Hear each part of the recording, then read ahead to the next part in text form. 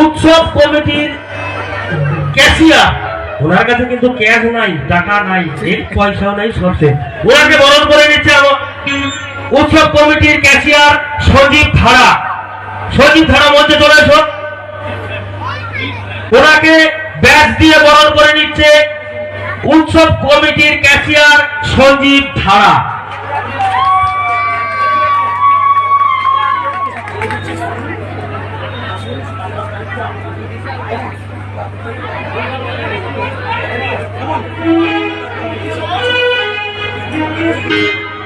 হ্যাঁ শোনুনা, সেইভাবে আপনি আপনাদের অনুষ্ঠান চালিয়ে যাবেন। আমাদের মা বোনেরা অনেক রয়েছে, সেইভাবে আপনারা গান চালিয়ে যাবেন।